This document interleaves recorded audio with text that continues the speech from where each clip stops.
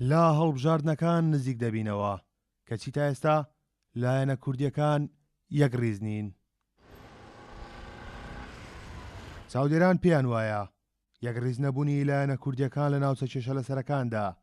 بە قازانجی کورد ناشکێتەوە. کوردێکە یەکگرتوو بێ و ناو خۆیان یەکدەنگ بێت پێم وایە ئەتوانێت زۆرتر ماف و داواکارەکانی جێبەجێکە لە عێراقدا وە بە تایبەتی ناوچەدا ڕێنراوەکانش لە زومارەوە تاوەکو خانەقین پێویستی بە یەکدەنگی کورد هەیە چ پارتی یەکێتی و باقی گۆڕان و هەموو حەزابەکانی دیکە ئەگە بتوان لە لیستێکدا پشتیوانی لە یەکتریکەن و بە یەک لیستی موحەد بەشداریکەن چونکە ئەمە دەبێت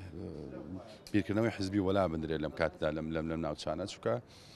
ئەمە شەڕی خاکە شەڕی بەدەستێنانی مافەکانی تاکەکانی ئەم سنوورانەیە ئەگەر تۆ زۆرتری دەنگت بە بەدەست هێنا لەم سنوورانە وەکو قایمەیەک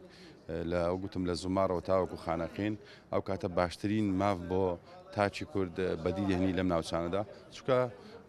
گرنگ نییە لە هەولێریان سلەیمانی یان لە دۆکو هەڵەبجە و گەرمیان بە لیستێکی زیادا ئەبەزن چونکە کورسەکان محدودە ئەوەی لێش دەرە چێر کووردە بەڵام لەم ناوچانەوە نییە پێکاتی تر لێرە دەژێت لەم ناوچانە ئەوەی بەسەر کورد هاتووە لەم فترەیە بە دوای ڕێفراندۆم و لە دوای 16 ئۆکتۆبرۆمانەوە ئەوەی بەسەر کورد هاتووە تەنها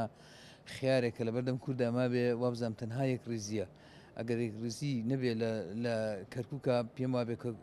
کورد گەورەترین زەرەکە ئەگەڕێتەوە بۆ پێش 2023 یعنی پێش 2023 وەزعی کورد چۆن بۆ لەم شارە بڕوا بکەن لەوە خراپترە بێ یعنی ئەوەی ئومێدێک مابێ ئەمڕۆکە لە یەک ڕیزیایە هەر لایەنێکیش لە ناو ئەم یەک ڕیزیە کار بۆ نەکا یەک ڕیزی کورد بارێزێ من تەسەوڕەکەم چارەنووسی باش نابێ یعنی لە مێژووی ئەم میلەتەیە بە جۆرێک تەماشاکرێکە بەخواستی ئەو نابێ ئەوانەی بەڕاستی نەگەڕاونەتەوە ئەبێ بە زووترین کات بگەڕێنەوە ئەوانە هەموو جەماوەر و دەنگدەری خۆیان هەیە بۆ پاراستنی جەماوەر و دەنگدەری خۆیان پێویستە بێن پێشەوایەتی خەڵکەکەی خۆیان بکەن ئەگەر نێنەوە بەڕاستی کەس سقە و بتمانیان پێ ناکات بنمونە پارتی دیموکراتی کوردستان گەڕاوەتەوە بۆ مووسڵ و بۆ بەغدا و بۆ کۆمەڵی شوێنی تر بەڵام نەگەڕاوەتەوە بۆ کەرکووک ئەمە بۆ خۆی فراغێکی دروست کردووە هەم بۆ دانانی پارێزگار هەم بۆ ئەوەی کە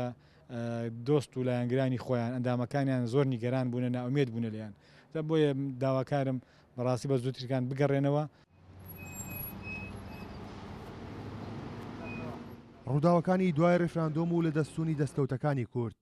بۆ هۆی لاوازبوونی پێگەی کورد لە عێراق بەگشتی و ناوچە دابڕێنراوەکان بە تایبەت چاودێرانیش پێیان وایە بۆ دووبارە بەدەستهێنانەوەی سەنگی خۆی پێویستە کورد لەم ناوچانەیەک ڕیز بێت. کارۆن محەممەد، کوردستان نیوز، کەرکووک.